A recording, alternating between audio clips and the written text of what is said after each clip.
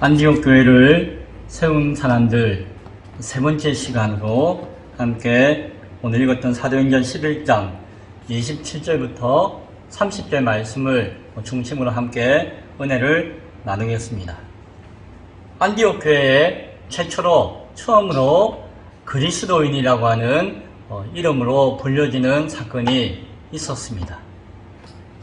안디옥 교회는 최초로 이방인과 유대인이 연합하여 일치하여 세워진 교회였고, 그 교회에 바나바와 사울을 통하여서 말씀의 양육과 훈련을 그들을 케어하고 섬기고 돕도록 하여서 그들이 그리스도의 제자로 세움받는 교회였다는 것을 우리는 지난 시간까지 살펴보았습니다. 오늘은 이어서 그 제자들, 말씀으로 세워진 제자들이 얼마나 훌륭하고 멋지게 세워졌는가라고 하는 관점에서 그 모습을 함께 나눌 수 있기를 바랍니다. 오늘 27절에 보니까 이어서 그때에 선지자들이 예루살렘에서 안디옥에 이르니라고 하는 말씀이 있습니다. 예루살렘에 선지자들이 있었던 것 같습니다. 당시의 선지자라고 하는 것은, 원래 선지자는 구약시대의 인물이자 용어였어요.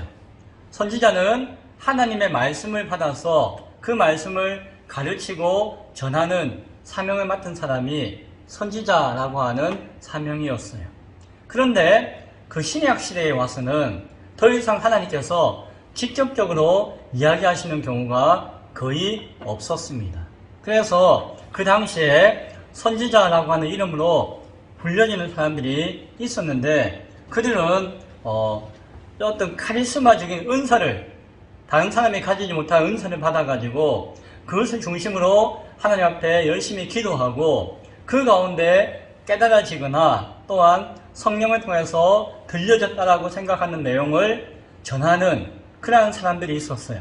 그래서 그 당시의 선지자는 구약시대의 그 오리지널 선지자는 아니었고, 그렇다고 해서 교회 안에서 새롭게 그러한 역할을 해주는 인정받은 분명한 사람들도 아니었고, 그냥 교회에 있는 성도들 가운데 그래도 잘 모르니까 하나님의 말씀이고 예언이다라고, 성령 안에서 내가 받은 말씀이다라고 이야기해서 부인하거나 무시할 수 없기 때문에, 또 쉽게 분별할 수 없기 때문에 인정해주는 그런 그룹들이 교회 안에 있었던 것 같아요.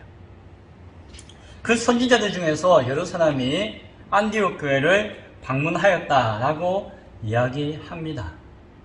교회가 보내었든지 자기들 스스로 왔든지 그것은 정확하게 알지 못해요. 아마도 자기들 스스로 다녔던 것 같아요. 그 많은 여러 선지자들 가운데 한 사람의 이름이 언급되어지는데, 그것은 28절에 보니까 그 중에 아가보라고 하는 한 사람이 일어나라고 이야기해요. 아마 그 선지자들 중에서 대표되는 사람이었던 것 같아요. 아가보라고 하는 사람이. 그가 일어나서 성령으로 말하되, 자신이 성령으로서 들었다라고 주장하는 것이에요. 또 실제로 성령께서 이야기하고 말씀하시는지도 몰라요. 성령으로 말하되 천하에 큰 흉년이 들리라 하더니 글라우디오 때에 그렇게 되니라 라고 이야기해요. 이 무슨 말씀인가 하니, 이 아가보라고 하는 선지자가 예언을 했는데 온 세상에 큰 흉년이 될 것입니다 라고 예언을 했는데, 글라우디오 때라고 하는 것은 그 예언할 때가 아니라 그로부터 몇 년 뒤, 2년이라고 주장하는 사람도 있어요. 그로부터 시간이 지나고 난 다음에 실제로 흉년이 들었더라 라는 이야기를 하고 있는 것이에요. 선지자 이야기를 잠깐 좀 더 하고자 합니다. 당시에는 온전한 선지자를 찾아보기가 어려웠어요. 그 당시에. 왜냐하면은 참된 선지자는 하나님의 말씀과 뜻을 온전히 받아서 그것을 가르치고 전하는 사람이었잖아요. 당시에 하나님의 말씀과 뜻이 온전히 이 땅 가운데 나타나신 분이 계셨는데, 그분이 누구셨나요? 예수님, 예수 그리스도였어요. 그러나 많은 사람들이 예수님을 따르거나 믿거나 하지 않았어요. 하나님을 잘 믿는다라고 하는 유대인들이, 이스라엘 백성들이 예수님을 온전히 믿지 못했어요. 예수님을 십자가에 못 박았던 자들이 그들이었잖아요. 그래서 예수를 믿고 예수를 전하는 것이 하나님의 말씀과 뜻을 전하는 것의 전부라고 할 수 있는데, 그 예수 그리스도를 믿고 온전히 전하는 것이 그 당시에 녹록하지는 않았다라고 하는 것이, 경우에 따라서는 스데반과 같이 맞아 죽을 수도 있고 어려움을 당할 수도 있는 것이 그 당시의 모습이었어요. 따라서 참된 선지자는 하나님의 말씀과 뜻을 온전히 전하는 것인데, 그 당시에 하나님 말씀과 뜻은 예수 그리스도를 전하는 것인데, 예수 그리스도를 전하는 것이 쉬운 일이 아니었다는 것이에요. 그러면 그 당시에 참된 선지자가 쉬웠을까요? 어려웠을까요? 어려웠다는 것이죠. 그래서 그 당시에 참된 선지자가 많지 않았다는 것을 우리는 알게 되어져요. 그래서 성경을 보면은 예수님도 말씀하시고 성경에 반복해서 이야기하는 것이 무엇입니까? 거짓 선지자들이 많다. 거짓 선지자들을 주의해라 라고 이야기해요. 또한 자칭 선지자라고 하는 사람들이 있다라고 이야기하는 것이, 그 뭡니까? 하나님 뜻과는 상관없이 자신이 나는 하나님의 뜻을 전하는 사람이요, 나는 성령의 음성을 듣는 사람이요, 나는 이런저런 사람이요 라고 이야기하는 거짓된 선지자들이 많았다는 것이에요. 그리고 예수 그리스도를 온전히 전한다는 것은 그 시대적인 흐름 가운데 역행하는 경우일 수가 있었어요. 그러나 그 당시에 인기 있는 선지자가 되기 위해서는 어떻게 해야 될까요? 사람들의 마음과 생각과 구미에 맞는 이야기를 해주어야 돼요. 그리고 이 시대에는 이렇게 흘러가니까, 이렇게 흘러가는 시대에 우리가 어떻게 살아야지 적당하게 잘 흘러가는가, 적당하다는 표현은 좀 미안한 표현이네요. 가장 합당하게 잘 흘러가는가로 가르치고 해야지 사람들이 인기가 많아요. 사람들이 존중해주고 사람들에게 칭찬받는 선지자의 모습을 가질 수가 있었기 때문에, 그 시대에 상식적이면서도 그냥 보편적으로 많은 사람들이 공감할 수 있는 이야기들을 하는 것이 그 당시의 선지자들이었어요.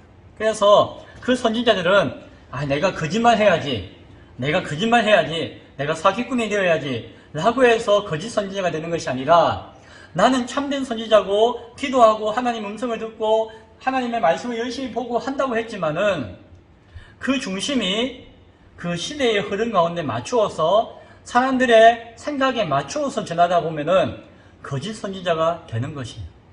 그러나 참 선지자는 그 시대의 흐름과 상관없이, 그 시대 사람들이 필요로 하고 공감해주고 칭찬하는 것과 상관없이 하나님의 뜻과 하나님의 말씀이 무엇인가를 전하는 사람이 참된 선지자였어요.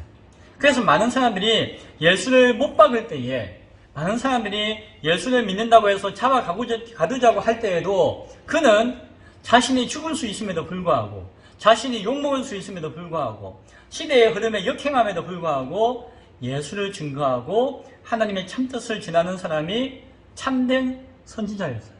따라서 그 당시에는 참된 선지자가 참으로 귀하고 드물었다. 거짓되고 자칭 선지자라고 하는 사람들이 훨씬 많은 사람들이 있었고, 그 사람들이 교회 안팎에 영향력을 많이 주고 있었다는 것이, 예수님이 거짓 선지자를 주의해라 라고 할 때에는 별 볼일 없는 사람들이기 때문에 주의해라고 이야기한 것이 아니에요.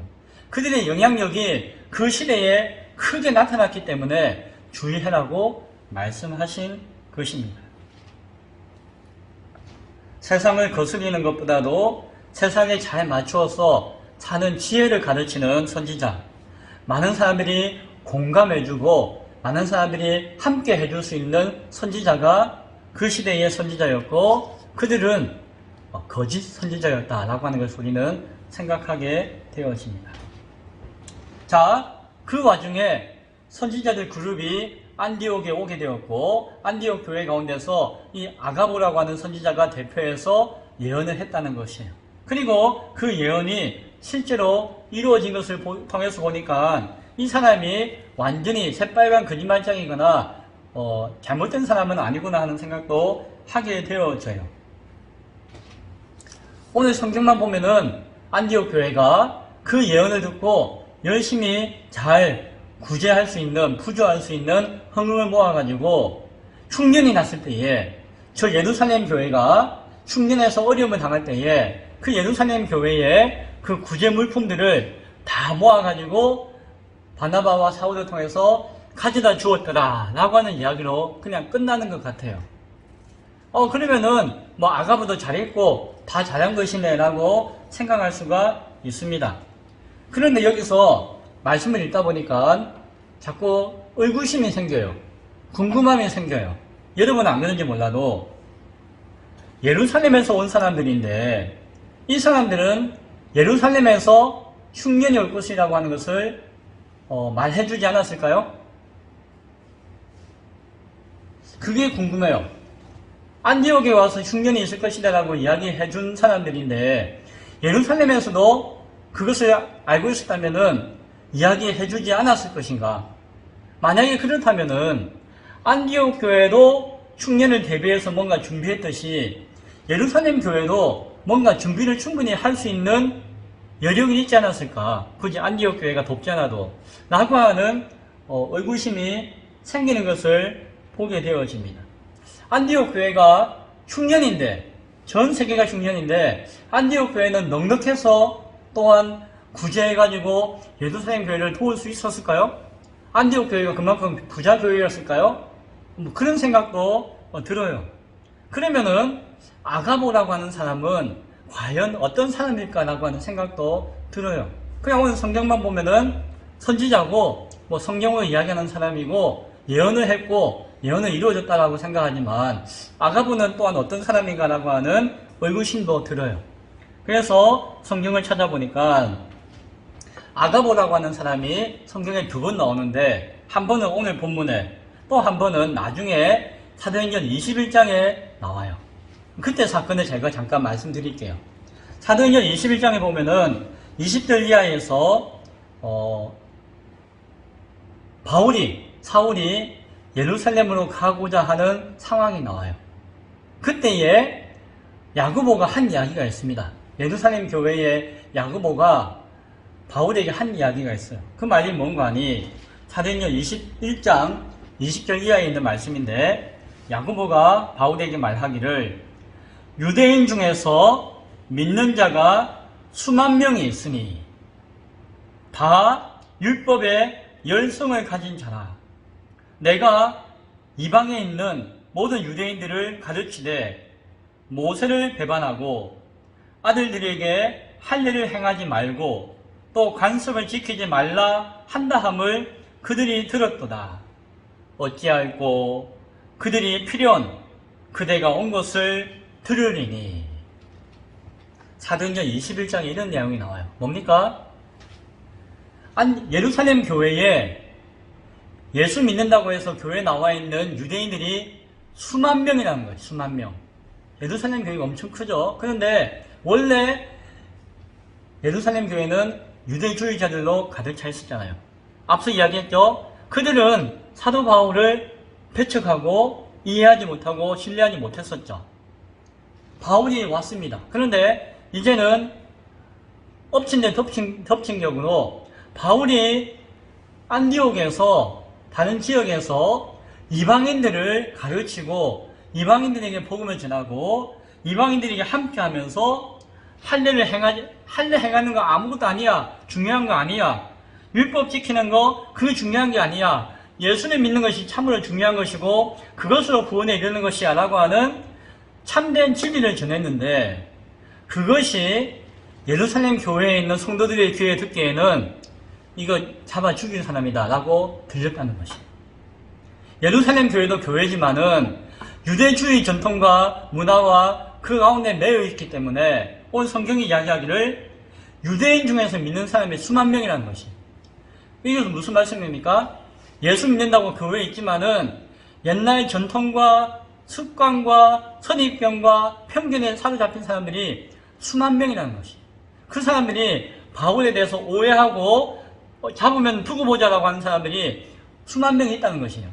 그런데 그 사람들이 바울이 예루살렘에 왔다는 소식을 들었다는 것이에요. 그러니까 예루살렘 교회의 대표인 야고보로서 참 난처하다. 당신을 우리가 보호해 줄 수도 없고 보호해 주고 싶어도 이 수만 명을 어떻게 우리가 건드릴 수 있겠느냐라고 하면서 걱정이자 협박이자 이런 식으로 야고보 사도가 바울에게 이야기했던 사건이 있었어요. 예루살렘 올라가기 전에 많은 사람들이, 제자들이 말렸어요. 선생님, 당신이 예루살렘 가게 되면은 큰일 납니다. 예루살렘 교회에 간다 하더라도 같은 교회지만 이해 못하는 사람들이 많아요. 큰일 납니다. 라고 이야기했어요. 그때에 오늘 나와 있는 아가보라고 하는 선지자가 바울에게 와서 이야기하는 것이, 바울과 그 주변 사람들에게 와서 이야기하는 것이, 와서 이야기할 때 말만 하는 게 아닙니다. 그때 당시에 선지자들은 이 퍼포먼스가 아주 뛰어났어요. 막 이렇게 약간 쇼 같은 걸 막 보여주는 사람들이 많아가지고 자신의 주장을 강조했는데, 요즘 부흥사들도 비슷한 것 같아요. 바울의 띠를 가져오라요. 바울의 허리띠를 가져오라고 해서 바울의 허리띠를 자신의 팔에 묶고요, 다리에 묶고요, 꽁꽁 매어가지고 바둥바둥 하면서 바울이 예루살렘 가면 이렇게 될 거다 라고 하면서 예언을 하는 거예요. 사실은 성령님께서 나에게 말씀해 주셨다, 바울이 이렇게 될 거다 라고 예언을 한 거예요. 사실은 맞는 예언인데 한편으로 보면은 누구나 아는 내용이에요. 누구나 추측할 수 있는 내용이었고, 제자들도 예상하기 때문에 가지 말라고 말렸어요. 그런데 이 아가보는 선지자 중에 대표 선지자고 아주 존경받는 사람이었기 때문에, 그리고 그가 막 이렇게 퍼포먼스를 보이면서 막 보이니까는 그 영향력이 더 커진 것이에요. 그래서 주변 사람들이 전부 다 바울에게 달려가가지고 막 뜯어말리는 거예요. 바울 선생님, 저 아가보 선지자가 이야기한 거 보니까는 야, 장난 아닙니다. 가면 죽는데요. 막 이렇게 하면서 바울을 막 뜯어말리고 예루살렘에 못 가게 했어요. 그때에 사도 바울이 뭐라고 했는지 아십니까? 21장 13절에 보면은, 여러분이 어찌하여 울고 울어서 내 마음을 상하게 하느냐. 나는 주 예수의 이름을 위하여 결박당할 뿐 아니라 예루살렘에서 죽을 것도 각오하였노라. 막 선지자가 그런 이야기 하니까 사람들이 막 울고불고 난리가 났어요. 아이고, 가면 죽습니다. 아이고, 안 됩니다. 막 울고불고 난리 나고 막 뜯어말리니까 바울이 하는 이야기가, 당신들 왜 그렇게 울고불고 난리치면서 내 마음을 아프게 합니까? 왜 힘들게 합니까? 나는 작정했습니다. 나는 가려고 마음먹었어요. 그리고 난 기도하고 응답받고 가는 것이에요. 그리고 막 묶여가지고 난리치는 거, 나는 그게 아니라 가서 죽을 각오도 하고 있습니다. 복음을 위해서, 예수를 위해서 나는 죽을 각오도 되어 있는데 잡혀가고 매 맞고 고쳐당하는 거 가지고 울고불고 난립니까? 라고 바울이 이야기하는 것이에요. 이 아가보 선지자가 한 이야기가 옳은 이야기입니까? 틀린 이야기입니까? 한편으로는 옳은 이야기예요. 그리고 많은 사람들이 막 선동하고 영향력을 주고 효과가 있었어요. 그런데 정작 바울의 입장에서 보면은 자신의 길을 회방하는 하나의 모습인 것을 바라보게 되어져요. 아가보의 예언은 표면적으로는 그 시대의 상황과 정황과 맞는 이야기였고 많은 사람들의 공감을 얻는 이야기였지만 하나님의 깊으신 뜻과는 상관없는 이야기였다는 것을 보게 되어져요. 또한 하나님이 사명자가 가고자 하는 그 길과는 어긋나는 일이 예언이었다는 것도 우리는 바라보게 되어져요. 예언을 바라보는 우리의 시각이 어떠한지를 우리는 바라봐요. 아가보는 완전히 엉터리는 아니었지만 그럼에도 불구하고 오늘 예를 보면은 21장 사례를 보면은 하나님의 뜻과 사명자의 길과는 틀린 예언을 했다는 것이에요. 그 예언 자체가 틀린 예언은 아니었음에도 불구하고 많은 사람의 공감을 얻는 이야기였음에도 불구하고 아니었다는 것을 우리는 알게 되어지죠. 자, 그 사실을 우리가 아직 모르는 상태에서 오늘 본문에서의 이 아가보의 예언을 우리는 곰곰이 한번 생각해 볼 필요가 있는 것이에요. 바울이 나는 간다, 난 죽어도 간다 라고 할 때에 우리는 어떻게 생각합니까? 아이고 바울이 뻥꼬집 뭐 이렇게 생각할까요? 아니면은 야 아가보는 거짓된 선생인가? 이렇게 생각할까요? 우리가 어떻게 생각할까요? 제자들이 막 울고불고 걱정하고 염려하는 거 다 쓸데없는 것이다 뭐 이런 생각을 해야 될까요? 생각은 자유로울 수 있어요. 각자 생각이 다를 수는 있어요. 그러나 결론적으로 바울은 순교의 각오를 가지고 예루살렘에 올라갔고 거기에서 고초와 어려움을 겪었지만 그것을 계기로 해가지고 저 로마라고 하는 큰 도시에 마지막 복음을 들고 전할 수 있는 계기, 기회를 얻게 되는 것을 보게 되어져요. 하나님의 뜻이 거기에 있었다는 것을 바라보아야 할 것입니다. 다시 오늘 본문으로 돌아옵니다. 자, 오늘 안디옥 교회에 선한 영향력을 준 것은 무엇일까요? 선지자 아가보의 예언이 선한 영향력을 주었을까요? 아니에요. 그것은 아니었습니다. 나중에 아가보가 뭔가 잘못되었으니까 지금도 잘못되었다는 이야기가 아니라 아가보의 예언으로서 안디옥 교회에 선한 영향력을 준 것은 아니었다는 것이 뭐 의미도 있었고 역할도 있었지만 그것이 전부가 아니다라고 하는 것이죠. 정말 중요한 것이 있었습니다. 하나님의 일하심이 함께하는 정말 중요한 것이 있었습니다. 그것이 오늘의 핵심이자 결론이에요. 무엇일까요? 그것은 생각하고 계획한 것들을 실행하는 성도들의 모습이에요. 아가보와 선지자들의 예언은 분명히 예루살렘 교회에도 있었을 것이에요. 그러나 예루살렘 교회는 실천하지 못하였든지 실행하지 못하였든지 결국 그 어려움을 준비하지 못하고 결국 안디옥 교회의 도움을 받는 상황에 처해져 있었던 것을 우리는 바라보아요. 그 시대와 상황에 대한 경고는 오늘도 여전히 주어져요. 사실 오늘날에도 시대가 이렇게 될 것입니다. 앞으로 이렇게 될 것입니다. 교회 안팎으로 많은 경고와 예언들이 난무해요. 뭐 지나가는 사람도 유튜브 몇 번 보면은 야 세상이 이렇게 될 거다라고 이야기하기도 해요. 그러나 소리만 칠 뿐이지 말만 할 뿐이지 아무 의미가 없는 것이에요. 그 소식은 안디옥 교회에도 주어졌어요. 그러나 오늘 실천하는 성도가 모여있는 그 갓 생겨난 안디옥 교회의 성도의 제자리의 모습은 어떠했는지를 살펴봐야 할 것이에요. 하나는 오늘 성경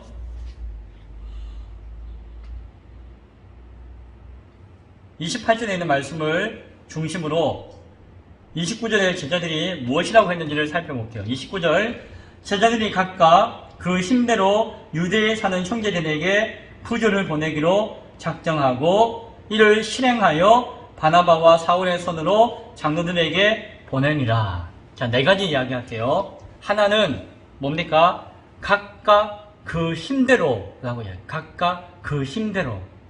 뭡니까? 안디옥 교회가 막 부자라서 여유가 많아서 막 돈이 흥청망청 해가지고 구제 헌금한 것이 아니라는 것이에요. 각각 그 힘대로라고 하는 표현은 뭡니까? 각각의 형편과 사정이 있었다는 것이에요.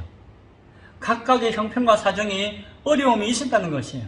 그러나 각각의 어렵고 힘든 사정이 있음에도 불구하고 각각 그 형편과 상황에 맞추어서 자신이 할 수 있는 대로 각각의 힘대로 한 마음으로 동참하여서 헌금하고 헌물했다는 것입니다. 그냥 넉넉하게 그냥 한 것이 아니라 각자의 형편이 다 다르지만은 한 마음이 되어서 그 힘대로 누구는 1,000원, 누구는 100원, 누구는 1,000만원, 누구는 5원 각각의 형편의 힘대로 헌금하고 모아서 하나의 마음을 모았다는 것이 교회의 일이고 형제를 돕는 일이기에 한 마음으로 기도하며 힘을 모았다는 것을 보게 되어져요. 또 하나는 유대에 사는 형제들에게 라고 이야기해요. 지금 자신이 각각의 형편대로 힘을 모아서 돕고자 하는 교회가 어느 교회였다고요? 예루살렘 교회였어요. 자, 안디옥 교회 사람들은 예루살렘 교회가 지금 자신들을 어떻게 바라보고 있는지를 알았을까요? 몰랐을까요? 알고 있었죠. 바보가 아닌 이상.